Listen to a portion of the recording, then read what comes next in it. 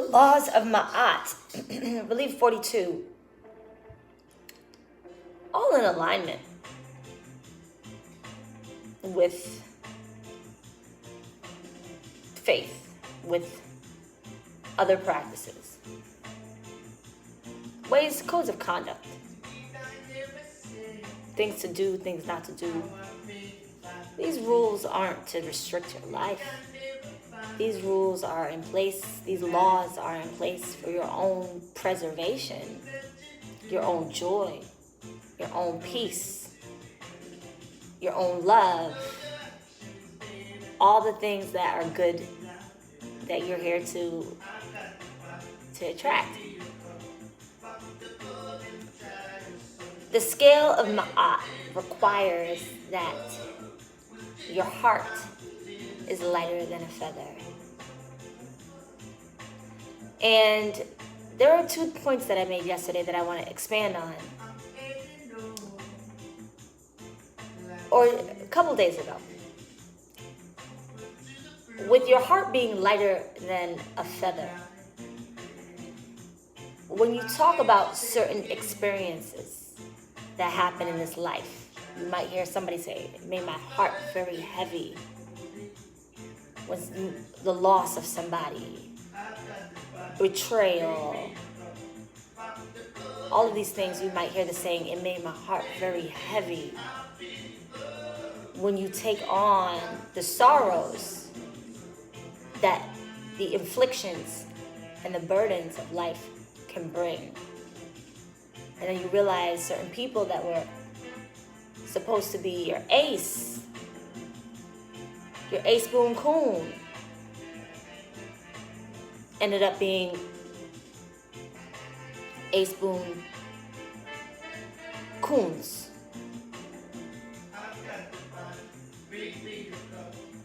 Agents of the shaitan. Supposed to be your bestie.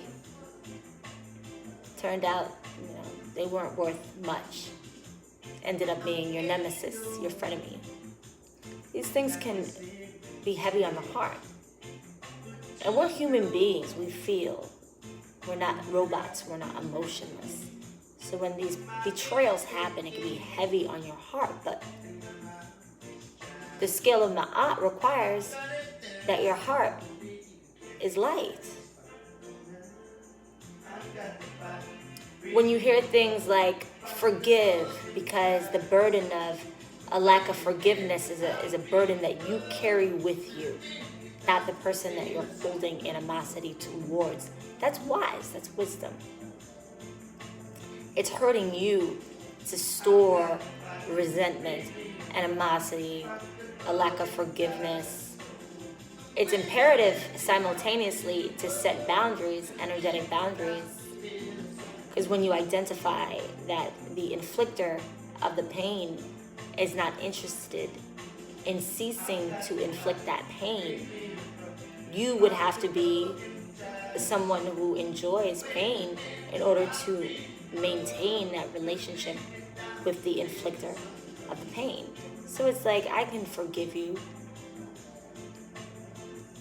but because you have not ceased the behavior, I cannot maintain and continue a relationship with you. So the scale of Ma'at is really to preserve your spirit. It's really to preserve your beauty.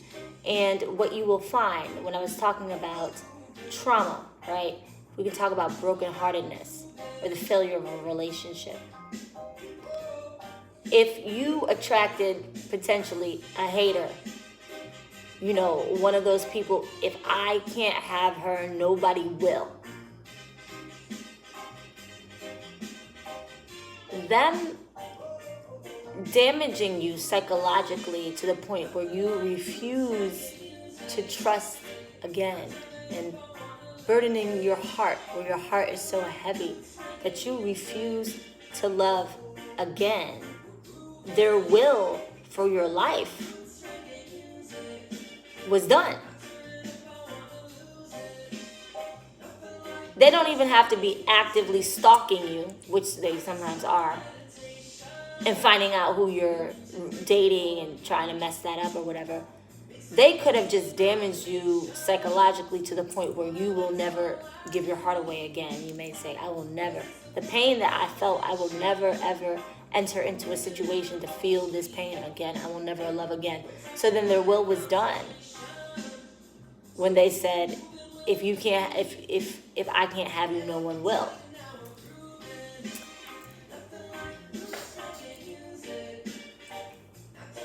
I was also talking the other day about intent, and intent to construct, intent to destruct. And I know I mentioned Hidden Power University, and I get some of my game from Nazir Ra. He mentioned the point that everybody's talking about manifestation, but sometimes you want to unmanifest. Sometimes you want to demanifest. Sometimes you want to eliminate, right? So everybody's like, oh, I want to manifest, right? Manifest a life of luxury and abundance and prosperity.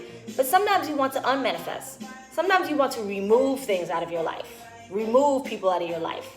Remove situations out of your life.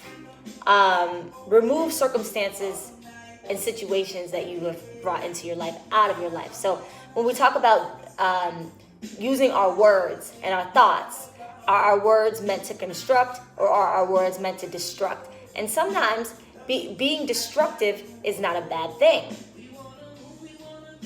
It's got a negative connotation, but sometimes it's not a bad thing. What are you destroying?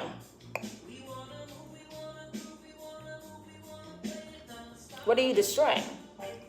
Are you destroying things that don't serve you? Are you destroying people that are trying to be a part of your life who you want to eradicate? Well, sometimes you may have to use very destructive words that'll be so put off. They'll be so put off by them that they will remove themselves from your life entirely. Sometimes you have to burn certain bridges that you no longer want access to. So being constructive and being destructive, it's a matter of what serves you. But what it comes down to is intent. And really that's what this conversation is all about, intent.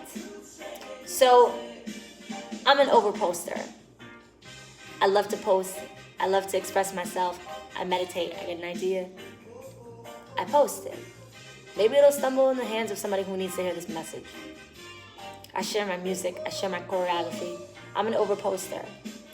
Now, based off of the ideology in the world, the implication is, oh, you're not out doing this or doing that or whatever.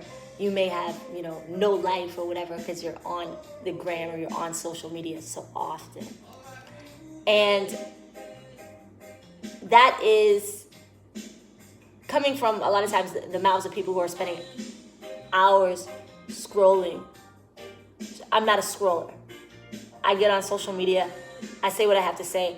I post. I keep it moving. I'm not big on going to other people's pages, finding out what they're doing. I'm not on here scrolling for hours. But you got people scrolling for hours scrolling every single day, but are very particular about how much they post and what they give. It's all manipulation of optics, which is deceitful. But when I hear things like posting on Instagram every day, it makes you look like a loser, or being on social media makes you look like a loser, or we want her to dress a certain way, or look a certain way, wear her hair a certain way, look this way, all these things. We want her to appear to be. We know that she works out every day for hours. We know she's a dancer, but we want her to appear to be a drug addict. We know that she's vegan, doesn't eat meat, doesn't eat dairy, hardly ever eats bread, but we want to say that her slimness is because she's on drugs. We just want to, well, what is your intent? Or, shout out to my allies, shout out to the people that I love, my tribe, my family. Okay, we like this song a little bit, but we realized that this flow was a little choppy. She might need a little help with this. Let's rewrite this part. Let's reword these things. Let's get this producer. Let's razzle dazzle this whole thing, and let's propel her to this greatness that she's come here to be. we're gonna throw a little extra. We're gonna throw a little razzle dazzle on that. We're gonna make it look a little shiny. We're gonna make it look a little glamorous, right? Because when we talk about the arts, a lot of it is optics, right? When we talk about videos, the Roots had the video where it was like they showed you kind of like the behind the scenes. It was like everything was borrowed, everything was on loan. They showed you like the price of all the things were props, all the models were props, everything was. But in that 2-hour video shoot that's only going to be 3 minutes, they're taking all of the glitz and all of the highlights. You might have done that one choreography a million times. But what the world is going to see is the one time that everything was perfect, immaculate. You might have showed up on set looking a hot mess like you just rolled out of bed. But what the world is going to see is that glow up after hair is done, makeup is done, highlights are done, everything is done, right? The team that makes sure that the manipulation of your image is supreme. But then there's a team that makes sure that tries to deliberately make sure that the manipulation of your image is the opposite of that. So it's very much deception when you can have this much talent, but you've got forces against you that try to make you look like this. Versus having this much talent, but having forces with you that try to make you look like that. Either way, when you recognize this world and how deceitful it is and how much of an illusion it is, what you begin to understand is that you cannot be rooted in this world. So if you guys think being on social media a lot makes you look like a loser, I'm the opposite of that. I'm the opposite of what you guys think is cool. Because if what I see as a culture or a society not leading to very healthy people, leading to addicts, leading to low self-esteem, if this mentality is what created that, then I'm the opposite of that. Then I'm not into that. But how you guys feel, I don't feel that way. How you guys see the world, I don't see the world that way. Al-Malik is an attribute of Allah, one of the 99 attributes of Allah, Al-Malik, and it's one of my absolute favorite attributes. After prayer and meditation, I'm often chanting Al-Malik, Al-Malik, Al-Malik, Al-Malik, Al-Malik, Al-Malik. It means the sovereign. And in chanting the sovereign, you hope to awaken that attribute within you, entire sovereignty. And what does that mean? What does liberation mean? What does freedom mean? What does sovereignty mean? That means the freedom of thought. That means the freedom of your time. That means the freedom to go where you want, to think what you want, to say what you want, to love who you want, to be who you want, to pray to who you want. So when we talk about groupthink, that's the opposite of Al-Malik. That's the opposite of sovereignty. You guys think one way. I'm free to think the way that I want to think. My Noir Sky platform is a private account. I'm free to post as much as I want on my private account. I'm free to dress how I want. I'm free to create the music that I want.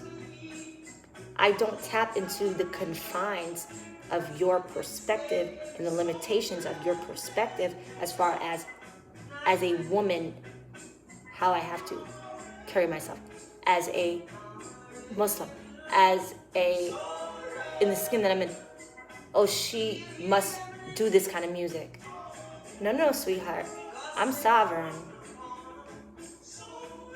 You're not. You're tapped into the confines and the limitations of what the world has told you, to the way the world has told you to think. I am not. I do whatever kind of music I want. From EDM to electronica, to grunge, to rap, to soul, to hip hop, to rap, to trap. Some days I do feel like dancing a little ratchet, and I do. And I might record it, but I usually don't post it. But anyways, so when we talk about intention, because this is really what this conversation is all about. And I thought about, all the backstabbing and the betrayal and all these things or whatever.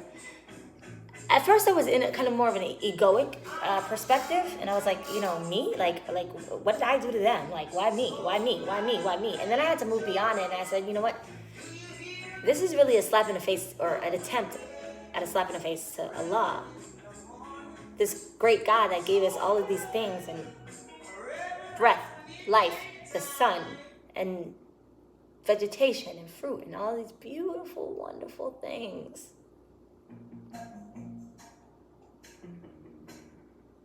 To think that you have power over Allah's will, the will that you try to impose on someone else's life, to think that you have, it's like, sometimes I'm praying and I start having to ask for peace, because that thought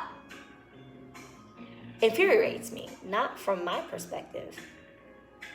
Not from the perspective that, you thought you were more powerful than I am, that your will upon my life would be the destiny that I would have. That you thought that you were more powerful than Allah, that you could coerce someone's destiny and fate. As a servant of Allah, that's a problem for me.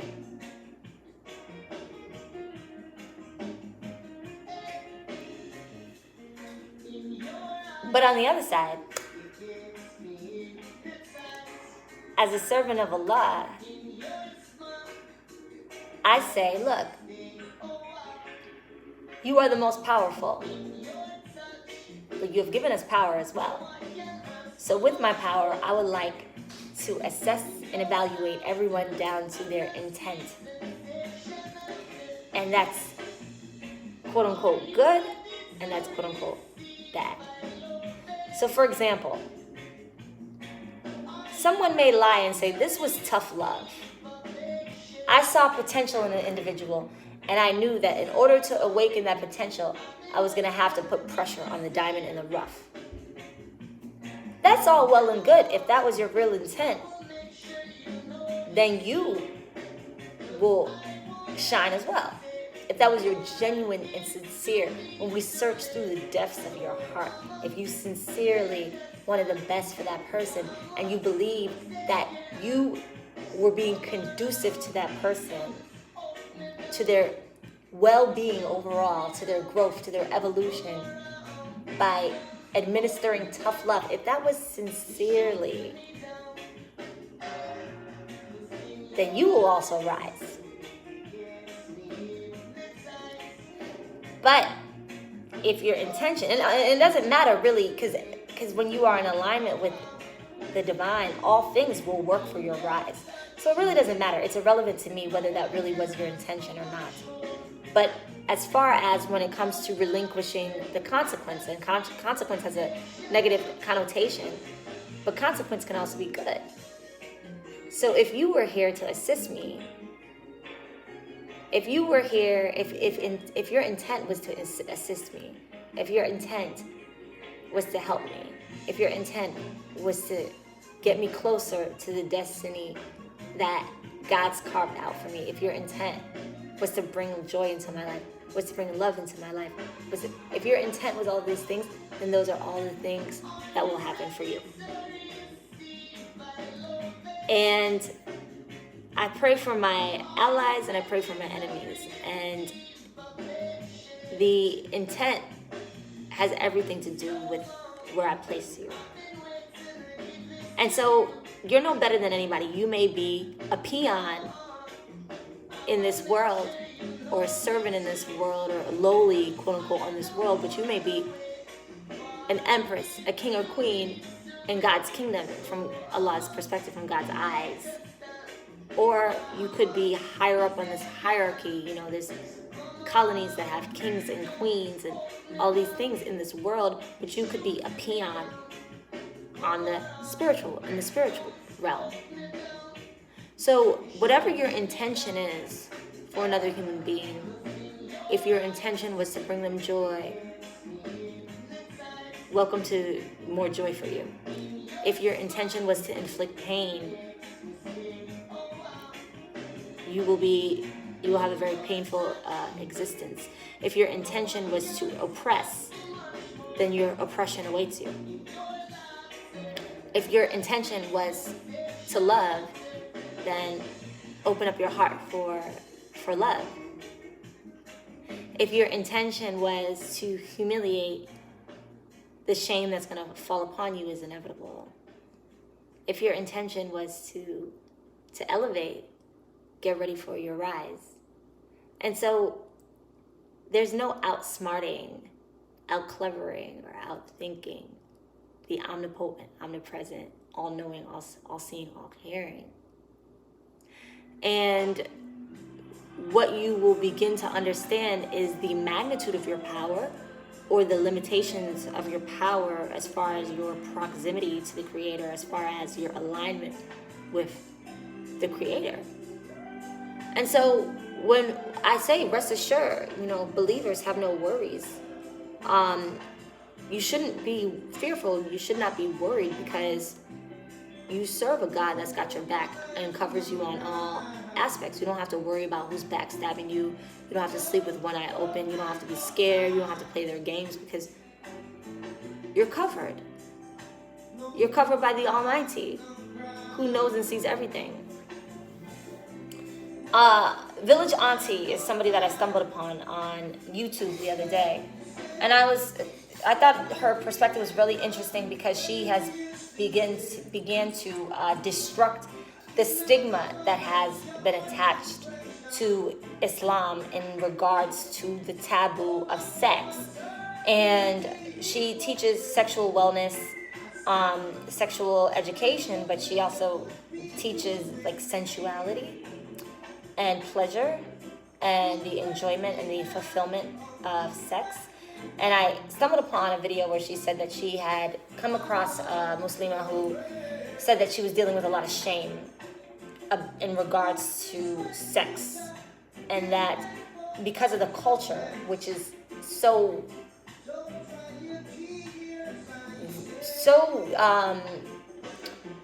big on the modesty of a woman, and it does a lot of shaming when it comes to sex. A lot of women carry that with them, and it ends up becoming a pathology, where even when they're having halal sex or permissible sex, which is sex with their husband, there's still a sense of shame in it. And so she's here to dismantle that. And I thought that her perspective is interesting. So the Muslima says, I have this shame or this guilt with this stigma that sex is dirty, and that it makes me less close to Allah, less righteous by engaging it. And my fear is that Allah will begin to know how much I desire sex. And the village Muslima, the village auntie says, Allah already knows. Allah already knows. That shouldn't be a fear of yours, because Allah already knows how much you desire sex, already knows how much you love sex. Cat's out of the bag. Before you even thought the thought, Allah knew. So there's no hiding. There's no hiding anything. There's no hiding anything. Your intent is always on display in its entirety. And I will probably have another conversation. I wouldn't mind even getting in touch with her to maybe interview her at some point, because I think her outlook is very interesting. But I know even a hadith, the Prophet, peace be upon him, made sure that his wives orgasmed prior to him. I remember reading that. That's a conversation for another day. Your intent. So what's going to happen is we're going to evaluate your intent, and the exact thing that you wanted for another human being is what you will have. And it could be good and it could be bad based off of your intent. If your intent was to orchestrate someone's suffering, you will suffer. If your intent was to orchestrate someone's oppression, you will be oppressed. If your intent was to humiliate somebody, if your intent was to lower their self-esteem, if your intent was to exploit, you will be all of those things. If your intent was to empower, you will be empowered. If your intent was to make them rise, you will rise. If your intent was to bring wealth into their life, welcome wealth into your life. Whatever your intent for another human being, really specifically me, is going to what it was is what is going to happen in your life. Anyways, peace.